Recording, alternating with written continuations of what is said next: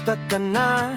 Ilang taon ding hindi nagkita. May uban na, may tiyan na rin, pero ang tawanan ganun pa rin. May dating pasaway, ngayon ay tatay na. May dating tahimik, boss na sa kumpanya. May obuelyo, nakakauwi lang, kompleto na ulit ang